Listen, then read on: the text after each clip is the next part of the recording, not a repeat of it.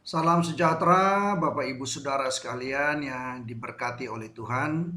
Hari ini kita akan belajar dari firman Tuhan terambil dari kitab Injil Markus. Pada pasal yang ke-16 kita akan membaca dari ayatnya yang ke-15 ya, sampai dengan ayatnya yang ke-18 ya. Demikian firman Tuhan. Lalu ia berkata kepada mereka, "Pergilah ke seluruh dunia. Beritakanlah Injil kepada segala makhluk. Siapa yang percaya dan dibaptis akan diselamatkan, tetapi siapa yang tidak percaya akan dihukum. Tanda-tanda ini akan menyertai orang-orang yang percaya. Mereka akan mengusir setan-setan demi namaku. Mereka akan berbicara dalam bahasa-bahasa yang baru bagi mereka. Mereka akan memegang ular. Dan sekalipun mereka minum racun maut, mereka tidak akan mendapat celaka. Mereka akan meletakkan tangannya atas orang sakit, dan orang itu akan sembuh." Sampai di sini pembacaan firman Tuhan bagi kita, saudaraku yang dikasihi oleh Tuhan. Ayat ini menakjubkan dan memberikan kekuatan kepada semua orang yang mau percaya kepada Yesus Kristus. Kalau kita mau percaya kepada Tuhan Yesus Kristus, maka kita percaya bahwa firman-Nya ini hidup dan berkuasa. Hari ini Tuhan ingin menyatakan kepada kita sebuah pesan yang baru, bahwa berita Injil itu adalah kabar baik, kabar sukacita, kabar gembira, kabar yang membawa orang kepada keselamatan, supaya semua orang yang mau percaya kepada Yesus Kristus diselamatkan. Orang yang mau menerima Yesus Kristus sebagai Tuhan dan Juru Selamatnya, mereka akan diberkati oleh Tuhan. Mereka akan beroleh keselamatan. Mereka akan beroleh kekuatan baru. Mereka akan hidup di dalam kebenaran firman Allah. Ini dahsyat, saudara-saudara yang dikasihi oleh Tuhan. Nah, hari ini kita mendengarkan firman ini yang berbicara kepada kita bahwa kabar baik itu adalah kabar dari Yesus Kristus.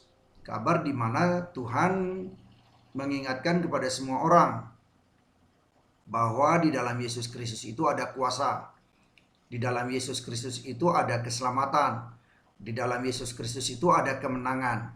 Dan itu tampak jelas dan kita lihat sekarang di dalam ayat ini. Jadi, kalau orang menerima berita Injil, yaitu kabar baik, kabar tentang Yesus, yang intinya adalah menerima Yesus sebagai Tuhan dan Juru Selamat bagi dia, maka orang itu diberkati Tuhan, diselamatkan oleh Tuhan, beroleh hidup yang kekal.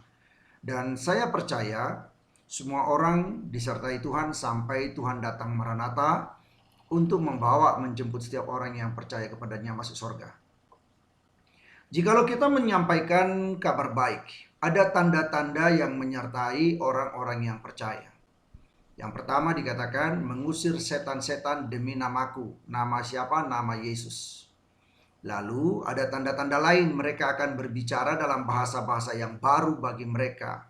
Ini sering disebut bahasa asing, bahasa glosolali.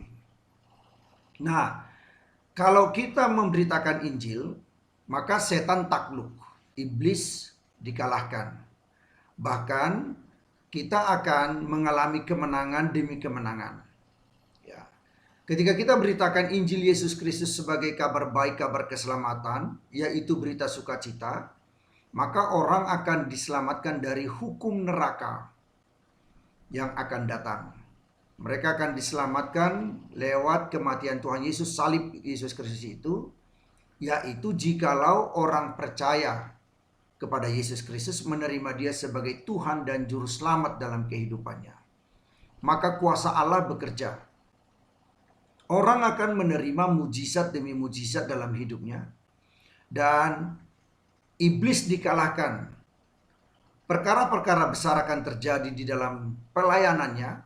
di dalam kehidupannya dan banyak orang akan diselamatkan.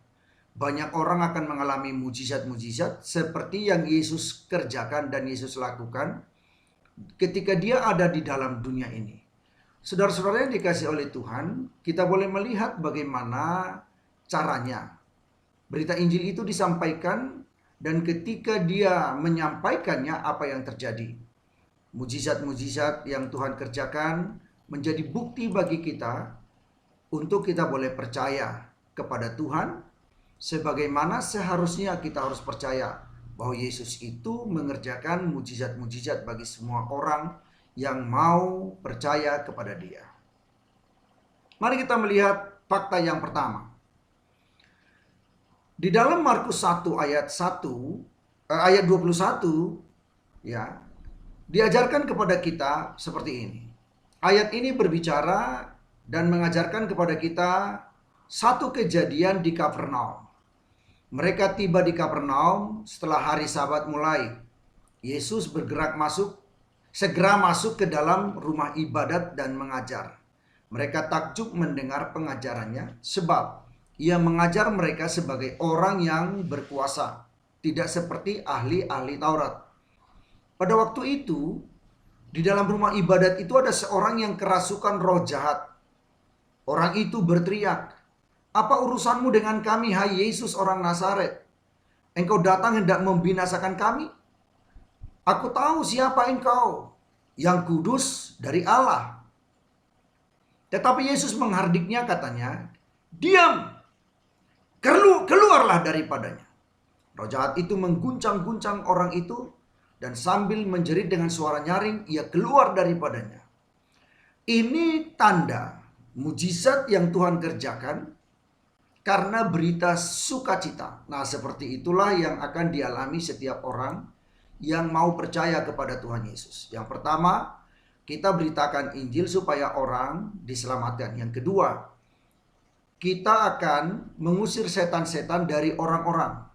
Dari orang-orang yang bermasalah dengan setan, yang membangun hubungan dengan setan, atau yang dirasuk oleh setan, yang kehidupannya diganggu oleh setan, keluarganya diganggu oleh setan. Kita doakan dalam nama Tuhan Yesus, maka mujizat seperti ini terjadi. Akhirnya, mereka semua yang melihat di situ takjub, sehingga mereka memperbincangkannya. Katanya, "Apa ini? Suatu ajaran baru." Ia berkata dengan kuasa, roh-roh jahat pun diperintahnya, dan mereka, roh-roh jahat itu taat kepadanya, taat kepada Yesus. Lalu tersebarlah dengan cepat kabar tentang Dia ke seluruh Galilea.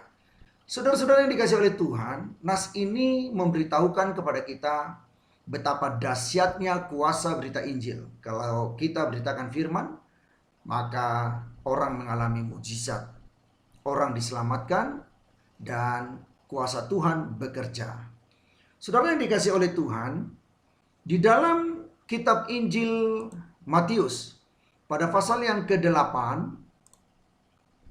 kita mulai dari ayat yang ke-28, ada sebuah kisah, ini yang kedua, sebagai bukti kalau orang memberitakan Injil Kerajaan Allah. Ya.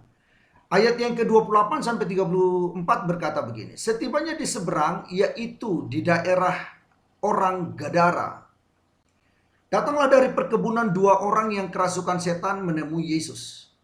Mereka sangat berbahaya. Jadi orang yang kerasukan setan ini sangat berbahaya, sehingga tidak seorang pun yang berani melalui jalan itu, di mana kedua orang ini berada, orang yang dirasuk setan itu. Pada ayat yang ke-9 dari Matius yang ke-8 ini berkata begini, dan mereka itu pun berteriak, katanya, "Apa urusanmu dengan kami, hai anak Allah? Adakah engkau kemari untuk menyiksa kami sebelum waktunya?" Wah, di sini kita tahu bahwa iblis segera akan dihukum di api neraka.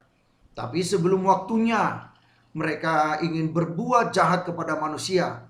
Mereka ingin mencengkeram manusia, menyusahkan manusia, dan membuat orang susah, hidupnya susah. Dan itu Tuhan tidak kehendaki. Karena itu, pada ayat 30, tidak jauh dari mereka itu ada sejumlah besar babi sedang mencari makan. Maka setan-setan itu meminta kepadanya atau kepada Yesus, katanya, "Jika engkau mengusir kami, suruhlah kami pindah ke dalam kawanan babi itu." Memang Tuhan Yesus mau mengusir mereka, ingin membebaskan kedua orang itu dari cengkraman setan. Karena berita Injil kabar baik ini harus disampaikan supaya semua orang yang tertawan, yang terbelenggu, yang didera, juga yang diperhamba oleh kuasa kegelapan, oleh berbagai masalah-masalah yang dibuat oleh setan dalam dunia ini, dimerdekakan oleh Tuhan Yesus Kristus.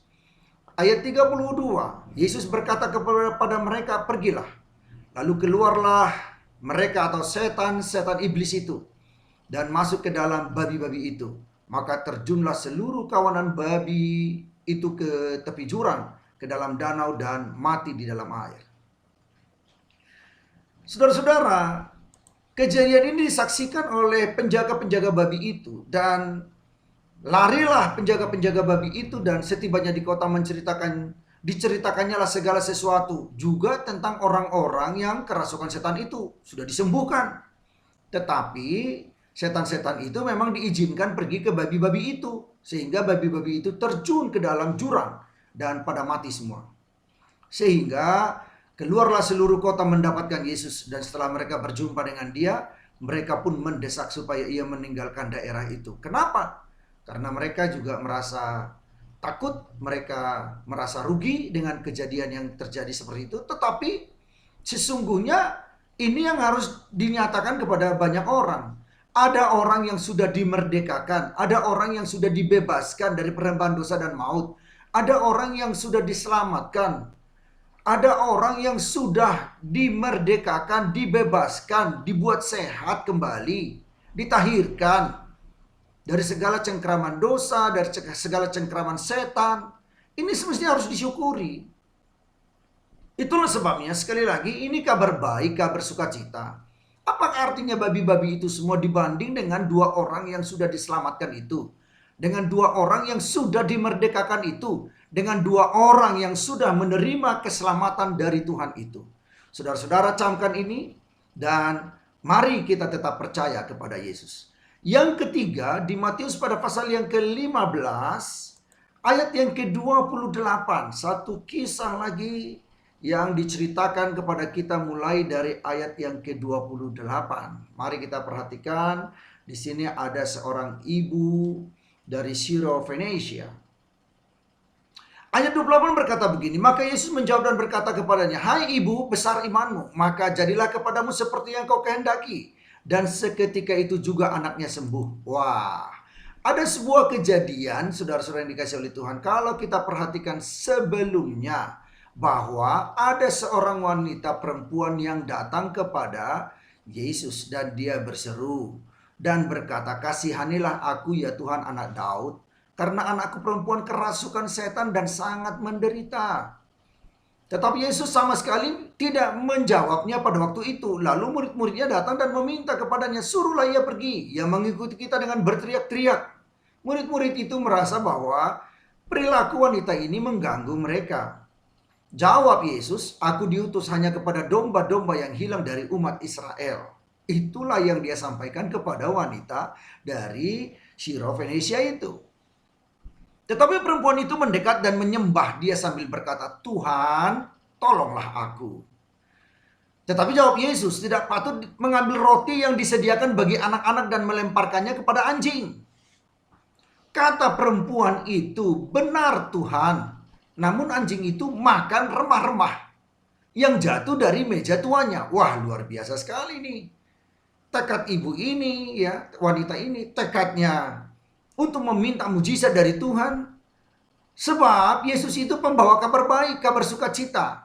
Kejadian ini mengajarkan kepada kita bahwa Yesus menguji wanita ini. Memberitahu kepada banyak orang bahwa sekalipun seolah-olah Yesus tidak peduli pada wanita ini, tapi sebenarnya Yesus sangat peduli sekali pada dia.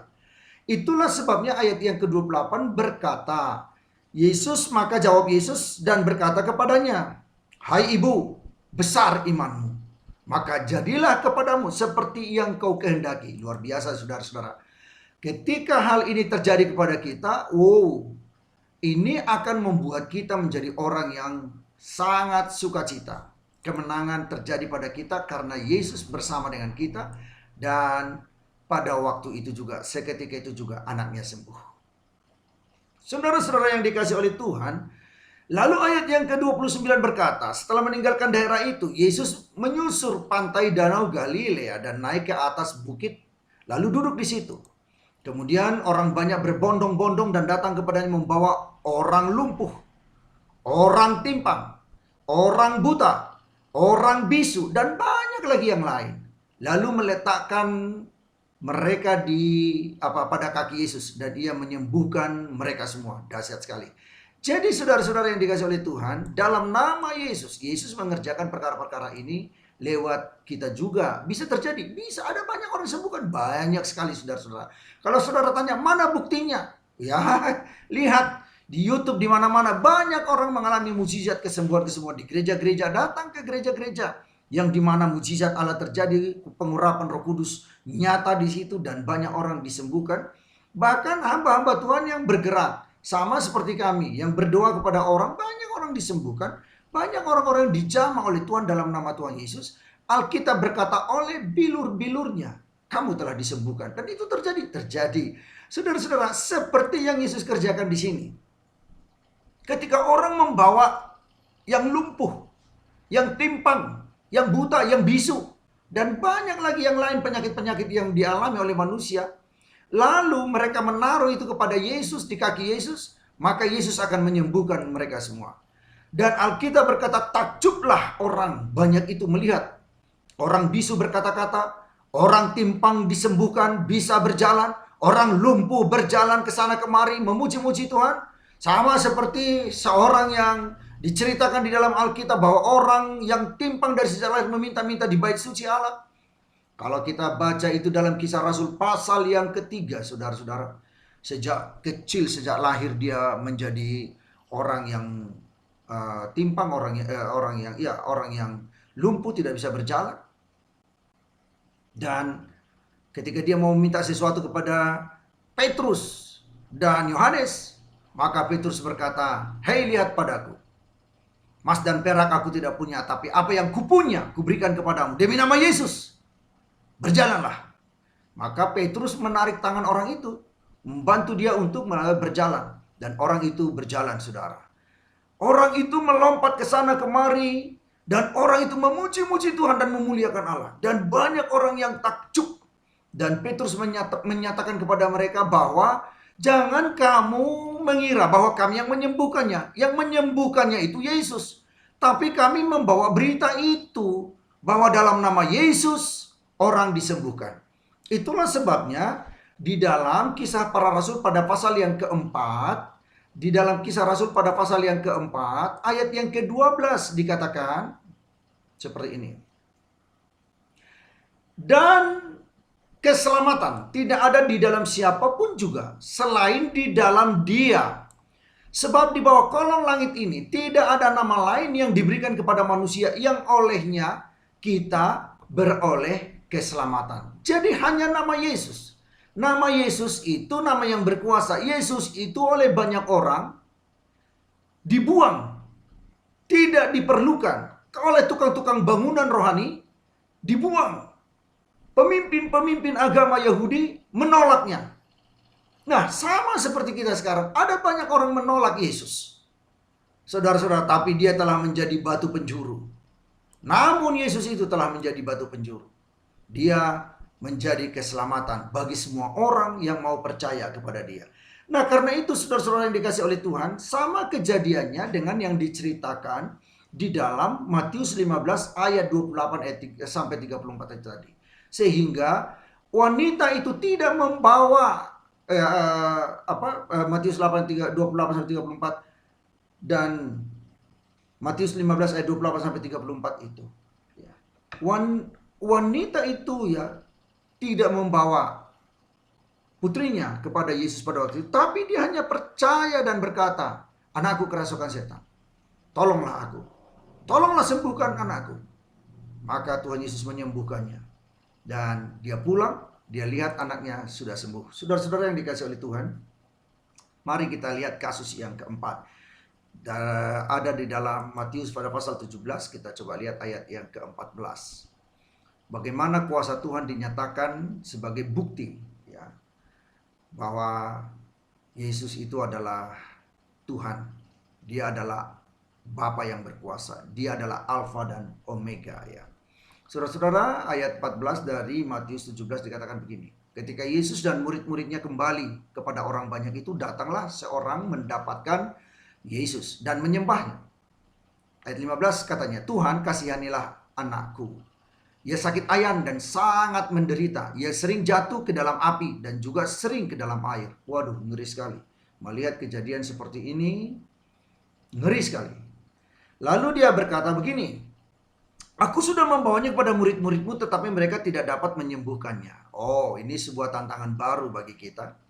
Maka kata Yesus, hai kamu angkatan yang tidak percaya yang sesat, berapa lama lagi aku harus tinggal di antara kamu? Berapa lama lagi aku harus sabar terhadap kamu? Bawalah anak itu kemari. Wah, saudara-saudara yang dikasihi oleh Tuhan, maka kita harus sungguh-sungguh percaya ini satu kasus yang lebih besar lagi dari kasus-kasus yang lain. Jadi kekuatan iblis itu ya sesering kali lebih banyak iblis di dalam orang, merasuk orang, menyusahkan orang. Maka kita harus lebih kuat lagi, iman kita harus lebih kuat lagi, ya kita harus lebih berjuang lagi untuk keselamatan orang itu, untuk membebaskan orang itu dari kuasa-kuasa kegelapan. Ayat 18, dengan keras Yesus menegur dia, lalu keluarlah setan itu daripadanya dan anak itu pun sembuh seketika itu juga. Nah, saudara-saudara yang dikasihi oleh Tuhan, ini adalah bukti. Memang pada berikutnya ayat 19 ada nas ini berkata begini, kemudian murid-murid Yesus datang dan ketika mereka sendirian dengan dia, bertanyalah mereka, mengapa kami tidak dapat mengusir setan itu? Iya, Yesus berkata kepada mereka, karena kamu kurang percaya.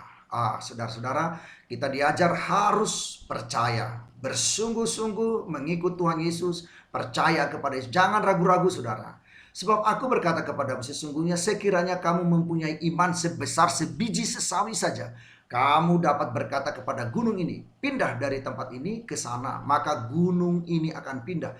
Dan takkan ada yang mustahil bagimu. Saudara-saudara yang dikasihi oleh Tuhan, ini menunjukkan kepada kita bahwa kuasa Tuhan akan semakin nyata dalam diri kita apabila kita lebih percaya lagi, lebih bersekutu lagi, lebih dekat lagi dengan Tuhan, membangun hubungan yang dekat dengan Tuhan. Maka mujizat demi mujizat itu juga akan bekerja, akan dinyatakan bagi kita semua, saudara, bagi pelayanan kita, bagi banyak orang dalam kehidupan pelayanan kita, saudara-saudara. Nah, saudara-saudara yang dikasihi oleh Tuhan, yang selanjutnya, yang kelima yang mau saya sampaikan bagi kita adalah tentang yang bisu ya dan dirasuk oleh setan ya. Pada ayat yang ke-32 dikatakan begini. Mulai dari ayat yang 30 lah. Maka meleklah mata mereka dan Yesus pun dengan tegas berpesan kepada mereka, katanya, jagalah supaya jangan seorang pun mengetahui hal ini. Tetapi mereka keluar dan memasyurkan dia ke seluruh daerah itu. Sedang kedua orang buta itu keluar, dibawalah kepada Yesus seorang bisu yang kerasukan setan. Jadi saudara-saudara, kalau kita lihat nas ini, sebenarnya nas ini berbicara tentang ada orang yang sudah disembuhkan oleh Tuhan Yesus. Mereka percaya bahwa Yesus sanggup mengerjakan dan melakukannya. Kabar kesukaan yang dibawa di dalam nama Tuhan Yesus dan oleh Yesus itu sendiri. Maka orang ini mengalami mujizat ya. Nah, kita lihat pada ayat 8 selanjutnya, orang buta dibawa kepada Yesus. Dan ketika orang ini dibawa kepada Yesus, setelah Yesus masuk ke dalam rumah, datanglah kedua orang buta itu kepadanya dan Yesus berkata kepada mereka, percayakah kamu bahwa aku dapat melakukannya? Jawabnya, ya Tuhan, kami percaya. Lalu Yesus menjamah mata mereka sambil berkata, jadilah kepadamu menurut imanmu. Maka meleklah mata mereka dan Yesus pun dengan tegas berpesan kepada mereka, katanya, jagalah supaya jangan seorang pun mengetahui hal ini. Tetapi faktanya mereka keluar dan memasyurkan dia ke seluruh daerah itu. Nah, sedang kedua orang buta itu keluar, dibawalah kepada Yesus seorang bisu yang kerasukan setan. Waduh, saudara-saudara lihat, terus-menerus kejadian demi kejadian ada pada manusia, manusia yang satu dengan manusia yang lain mengalami berbagai masalah. Setan itu memang jahat sekali, saudara-saudara. Dan hanya kuasa nama Yesus, nama yang sangat berkuasa, yang memberikan kedamaian dan sukacita tanpa ketakutan, itu dinyatakan bagi kita, bagi semua orang, yang memberikan kekuatan baru kepada semua orang yang percaya kepadanya. Dan nama ini adalah nama yang berkuasa, saudara-saudara, yang boleh, yang kita kalau percaya kepadanya, kita akan dipakai oleh Tuhan untuk mengerjakan perkara-perkara besar. Kabar baik, kabar sukacita, Injil Kerajaan Allah, berita tentang Yesus Kristus. Kalau disampaikan, maka terjadilah mujizat-mujizat. Ayat 33 katakan begini, dan setelah setan itu diusir, dapatlah orang bisu itu berkata-kata. Oh saudara, orang bisu itu berbicara. Maka heranlah orang banyak katanya, yang demikian belum pernah dilihat orang di Israel. Wih saudara, saudara-saudara, Yesus luar biasa. Yesus adalah Tuhan yang berkuasa. Dia sangat berkuasa. Dia adalah Allah yang datang menjadi manusia, yang mengambil rupa seorang manusia, yang tinggal di dalam kehidupan manusia, mengerti kehidupan manusia. Dia menaruh belas kasihan kepada manusia. Dia menyembuhkan manusia, membebaskan manusia dari segala masalah dan persoalan hidupnya. Saudara-saudara, tetapi ayat 34 itu katakan, orang Farisi berkata, dengan kuasa penghulu setan ia mengusir setan. Aduh, saudara-saudara, orang Farisi yang mempelajari kitab tapi tidak mau percaya kepada Yesus. Dia berkata malah dengan kuasa penghulu setan ia mengusir setan.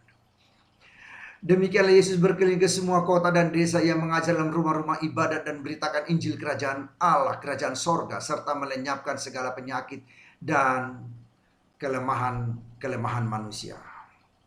Saudara-saudara yang dikasihi oleh Tuhan, nyatalah bagi kita sekarang bahwa Allah adalah Allah yang terus mengerjakan perkara-perkara besar dalam kehidupan kita. Matius 12 yang terakhir yang ingin saya sampaikan bagi kita sebagai ayat bukti ya, sebagai bukti untuk memberitakan, untuk menyatakan bahwa Injil Kerajaan Allah ini kalau diberitakan mengalahkan segala kuasa-kuasa gelapan. Yesus katakan, aku datang untuk membawa kabar baik, kabar sukacita. Nah, inilah juga yang Tuhan katakan supaya kita bawa kabar baik itu kepada orang-orang, kepada bangsa-bangsa. Nah, saudara-saudara, ayat 22 dari Injil Matius pada pasal yang ke-12. Kemudian dibawalah kepada Yesus seorang yang kerasukan setan. Orang itu buta dan bisu. Udah buta, bisu lagi. Udah bisu, buta lagi. Ini ngeri sekali, saudara-saudara. Lalu Yesus menyembuhkannya sehingga si bisu itu berkata-kata dan melihat. Nah, kesembuhan dari Tuhan itu total. Ini bisa nggak dikerjakan oleh manusia? Tidak bisa. Oleh dikerjakan tabib-tabib dunia? Tidak bisa. Saudara, yang mengerjakan ini siapa? Yesus. Ini orang sudah dibawa ke tabib kemana-mana, tapi tidak bisa sembuh. Tapi ketika dibawa kepada Yesus, yang bisu, yang tidak bisa bicara, jadi bisa berkata-kata. Yang buta, jadi bisa melihat. Waduh, saudara-saudara, ini kembali lagi dikatakan pada 23. Takjublah, maka takjublah sekalian orang yang banyak itu.